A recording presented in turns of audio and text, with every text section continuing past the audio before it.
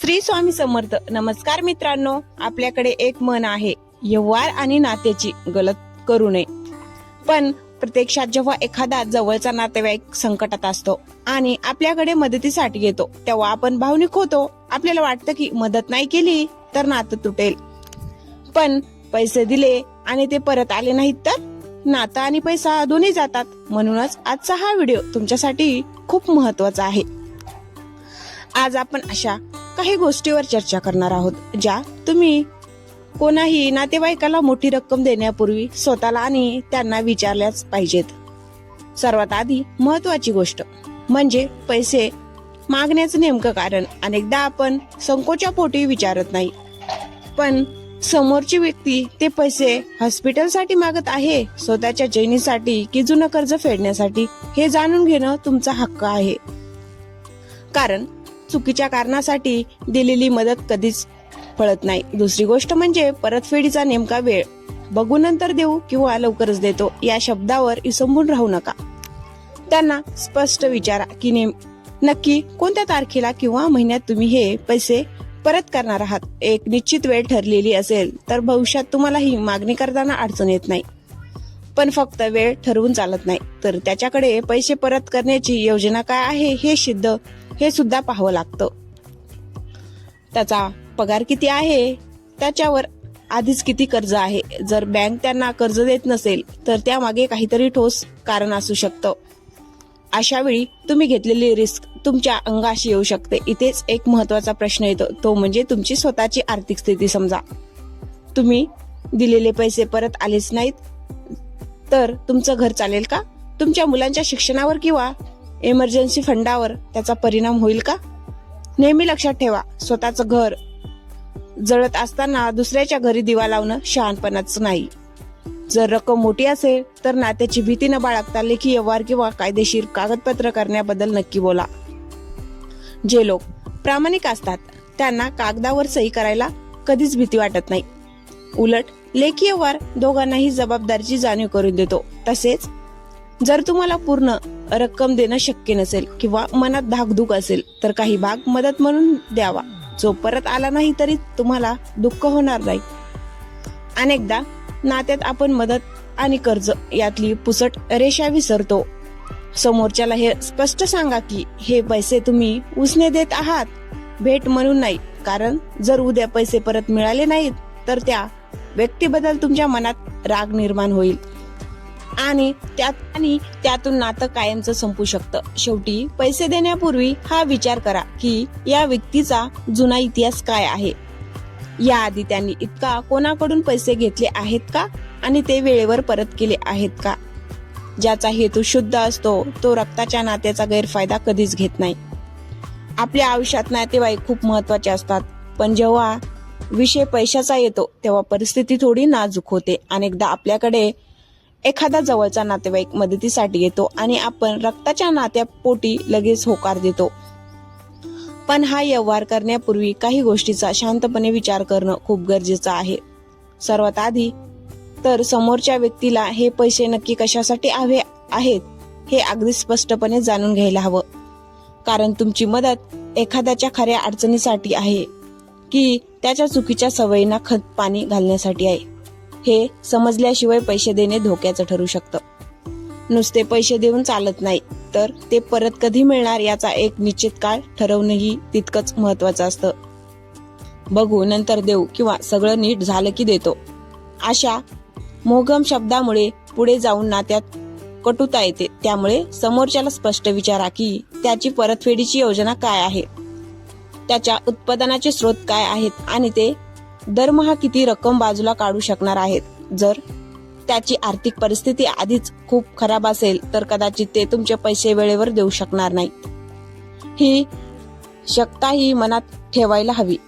इथे एक मोठा प्रश्न स्वतःलाही विचारायचा असतो की समजा हे पैसे परत आलेच नाहीत तर तुमच्या स्वतःच्या कुटुंबाच्या गरजावर त्याचा काय परिणाम होईल.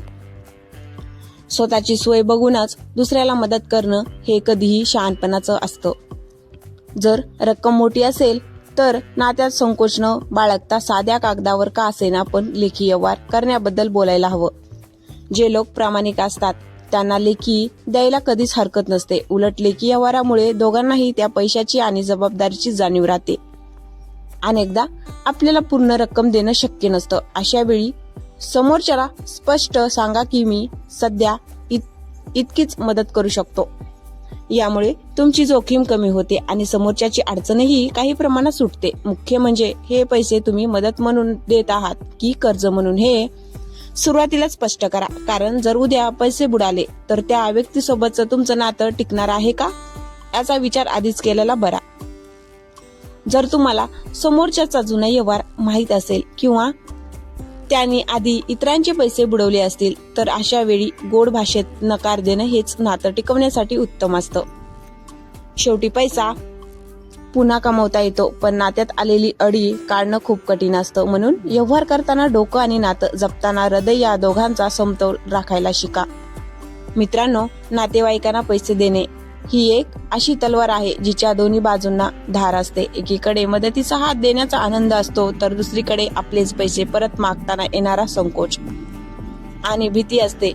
जेव्हा एखादा जवळचा माणूस तुमच्याकडे आशेने येतो तेव्हा आपण भावनेच्या भरात लगेच खिशात हात घालतो. पण त्या क्षणी स्वतःला थोडे थांबून हे विचारणं गरजेचं आहे की ही मदत खरोखर त्या व्यक्तीला सावरण्यासाठी आहे की केवळ तात्पुरती मलमपट्टी. कारण अनेकदा आपण समोरच्याची सवय बिघडतोय असं तर होत नाही ना, याचा विचार करायला हवा. समोरच्या व्यक्तीला पैसे नक्की कशासाठी हवे आहेत आणि त्याचा तो प्रश्न या पैशाने कायमचा सुटणार आहे का हे समजून घेतल्याशिवाय व्यवहार करणं म्हणजे अंधारात उडी मारण्यासारखं आहे. त्यातही महत्वाचा भाग म्हणजे वेळ. नात्यात आपण तारखेबद्दल बोलायला घाबरतो, पण हीच सर्वात मोठी चूक ठरते.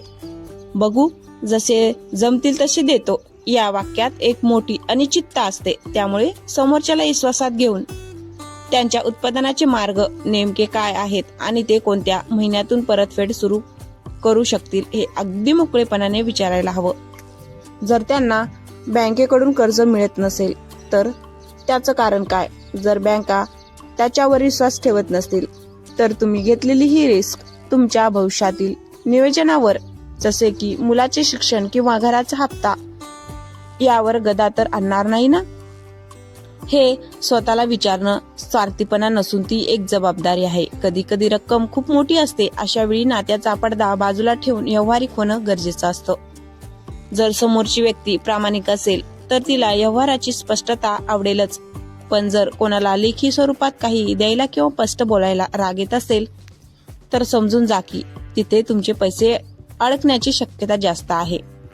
अशा वेळी सध्या माझी स्वतःची सोय नाही असं सांगून नातं जपलेलं कधीही चांगलं. कारण पैसे देऊन नातं तोडण्यापेक्षा पैसे न देता थोडा वेळ वाईट बनणं परवडतं. शेवटी कष्टाचा पैसा आणि रक्ताचं नातं या दोन्ही गोष्टी जपायच्या असतील तर सुरुवातीलाच झालेला स्पष्ट संवाद हा भविष्यातील मोठ्या वादांना आणि कोर्ट कचेरीच्या त्रासाला कायमचा पूर्ण विराम देऊ शकतो. तर मित्रांनो, सरते शेवटी एकच गोष्ट लक्षात ठेवा.